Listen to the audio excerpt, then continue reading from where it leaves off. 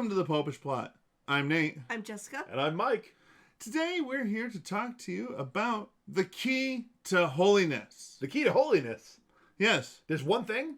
Well, no, actually, that's kind of what this is about.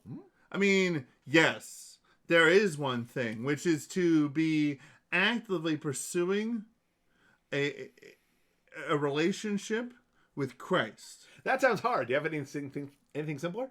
Well, see, that's where the story picks up. See, because just about everybody and their brother has got something simpler. Sure.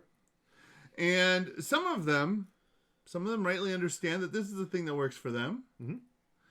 But some people don't always. Tell me more.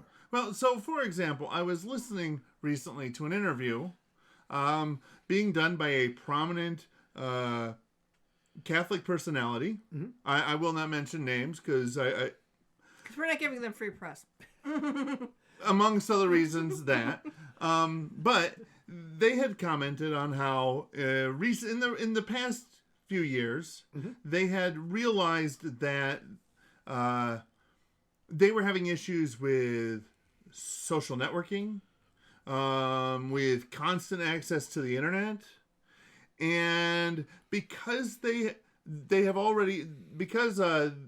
have some issues with things like this, which are already very well known, it's part of their platform, they went and they found that the best way for them to try and break free of these bad patterns of behavior mm-hmm. was to sort of cut back and cut away, if you will. So first they started breaking free of social networks. Like the sort of thing where you take a month off of social media? Like they take loudly announce it. It doesn't count unless you loudly announce it. Nothing counts unless you loudly announce it. It started with a month off, and then after some successful months off, it turned into I'm just not going to be on social media at all. Sure. And then how do they get their news? I assume somebody else gets it for them. Or maybe they've gone back to paper newspapers and they're helping to keep the publishing industries alive. I don't know. I haven't paid that much attention to all of their methods, but I know that they've also gone and they've dumbed down their phone. Sure. So they've gone and at first it was cutting off their access to certain apps, and then it was getting a phone that actually has less functionality. Yeah, a phone that can't support apps. Exactly. So it can support some, but not all. Mm-hmm. And that way they can only have the ones that are most helpful to them mm-hmm. on there. And not to make it sound like I'm bashing on this, because no, this is illustrative. If this is if it works for them, mm-hmm. then it's the thing that they should do. Just like how if you are a person who has had problems in the past with addictions to certain substances, mm-hmm. Getting yourself away from those substances is absolutely a thing you should do. Sure. It's a terrible idea for an alcoholic to have a beer sitting in front of them. Exactly. Although I'm pretty sure you listen to this interview on some sort of app on your computer or social media, which I always find is kind of ironic / he was being interviewed. He was being interviewed by people who had not done the complete cutting. Okay. So every Sunday, Pope Francis is on television praying the Angelus from Rome, despite the fact that he has not owned a television in decades. Well, I imagine he's just too busy. No, he doesn't own a television. Anyway, he's intentionally not owned a television. He loves soccer. He'd love to watch soccer on TV. Anyways, so the soccer team comes to him and does a little prelim game, and then he blesses them, and he gets a special Pope jersey. Not always. I'm pretty sure if he asked any soccer team, except for that he didn't have a TV long before he was Pope. He's only been Pope for 8 years now. Yeah, I know, but still. You're very patient, Nate. Yep. Okay. So anyways, mm-hmm. as I mentioned, realistically, the key to holiness is to daily pursue that holiness in relationship with Christ. Again, you're not listening. That sounds hard. I know. It sounds hard. I want to get it sounds hard. Scheme. It sounds hard because it is hard. It's not meant to be easy. Now, there are things that we can... Maybe you could send him, like, a dozen roses. Like, how you pursue a person in rom-coms. You need to go. What you need to do is you need to get your biggest boombox. And put it over your head. Go over to Jesus' dad's house. No. Stand outside with the boombox over your head, playing in your eyes. There are Cusack films I much prefer to that one. Maybe I'll just make repeated suicide attempts. That was a funny one. Yes, that was. Yeah, but that's immoral, so that won't help. However, I'm just imagining you in front of your parish with your priest going, "Oh, that's Mike, and it's fine." You could take, but Play Freebird from that movie, you could take on a dare to do to ski a crazy mountain against the guy who is super good at it. Sounds right. Have everything go wrong, manage to win the race anyways, and then get the girl. Most of what I know about skiing does come from the Roger Moore 007 film, so what could go wrong? Exactly. Anyways. Well, you need a suit. I know you have one, but still. Anyways, the point is that that is hard. And that while there are things that we each can do to make at least some portion of that a little easier, that's what works for us. See, this individual that I was listening to, after he goes on telling about how he's done X, Y, and Z and how they've worked for him. Which is good. Good. Those are all noteworthy and appreciable things. He then goes one step further to say, and that's why everybody needs to do this. See, there are way too many people out there, and it happens everywhere. It's not just in holiness. There's the rub. You've got people who say, this is the diet I use and it worked for me, so therefore everybody should be doing this diet. Or this is the way to save money and cut back on your debt and it worked for me, so therefore everybody has to do it. We need to really try to watch out for these it worked for me, so everybody should easy paths. Because it doesn't necessarily work for everybody. I mean, for example, Mike, what do you think about Exodus 90? I'm a big fan. Yeah, you are a big fan. You've done it for a number of years now, and it works really well for you.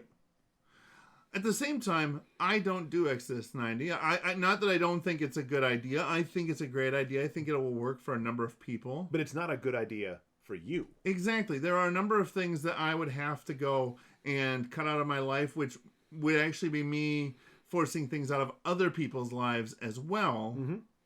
And therefore, those don't really work. Yes. Because my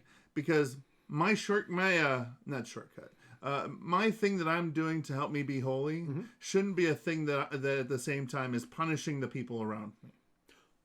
Well, specifically to the case of Exodus 90, there's a lot about that in the program. It's meant to make husbands better, so they talk about this with their wives. But your point is well taken. There's a huge world of difference between me saying, I found this thing, and it's done this in my life. And maybe you might want to try it.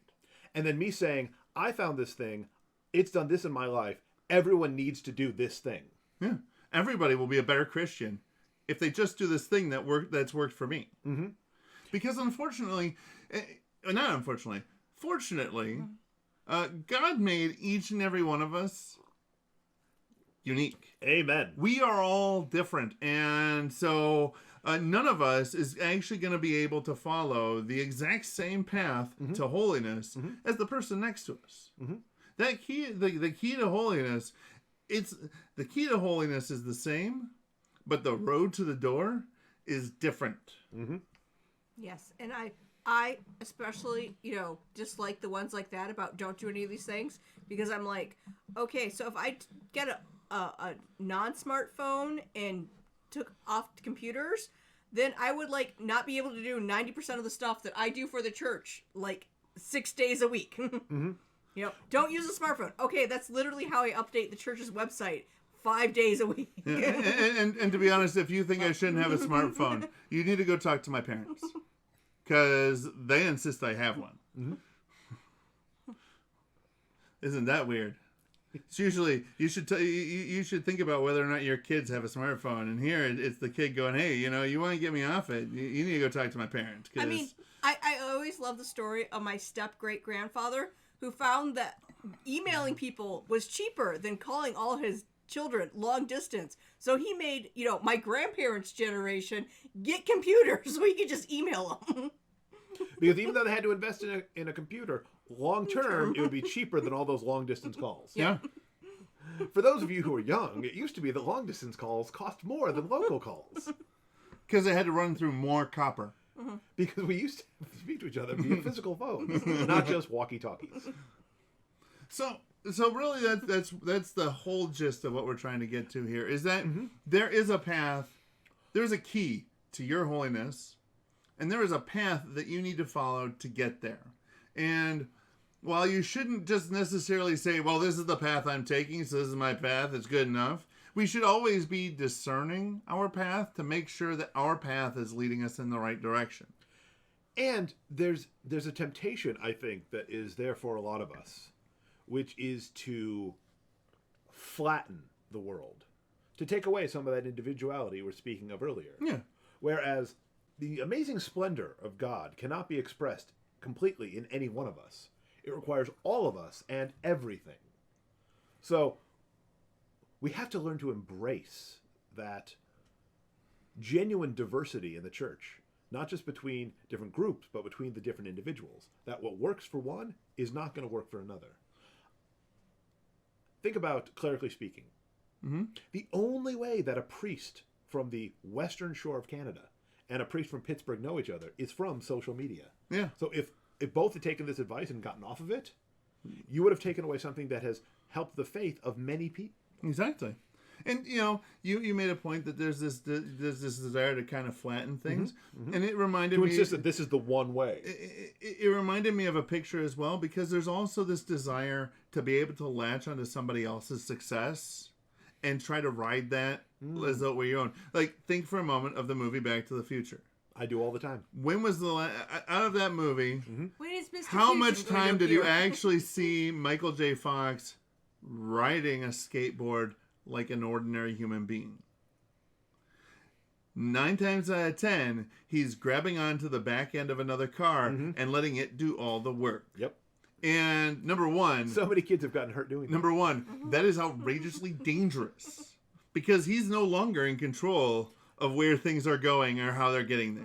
And when Marty McFly was doing it, he was doing it on a closed film set being supervised by professionals, not out in the wild. Exactly. Number two, while he may be traveling a distance, he's not actually gaining anything real as far as an accomplishment. He simply got from point A to point B. Taking a lousy shortcut. Exactly.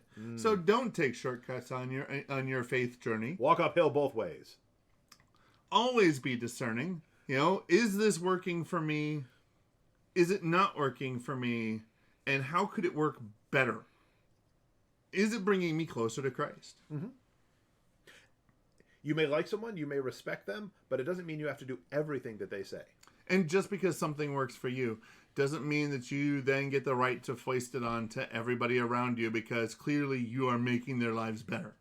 So by all means, make your argument, recommend the things you want to recommend, but avoid that temptation to say, this is the thing and everybody ought to do it. Exactly. Unless it's like go to mass, because that's what's in there. That's different. So that's not any one of us saying it. That's the voice of God speaking through his church. Yeah. So categorically different. Now to be completely contrary to the message we just gave out. We're inviting. No. To be completely contrary, go down to the comment section below and tell us what we need to be doing in order to have a richer faith life. Yeah. You could be like, Jessica needs to pray all the rosaries. All the rosaries. She needs to pray more rosaries. Mike should start making Trappist-style beer for reasons. Especially during Lent when he's doing Exodus 90. And Nate. And Nate's not going to drink for a year. Nate doesn't need to do anything because he's perfect just as he is. So, like this episode, subscribe to our channel, ring the church bell to see if Nate gets hit by lightning or something. It'll be exciting. And until next time, remember to live your faith. Love your faith. Share that love.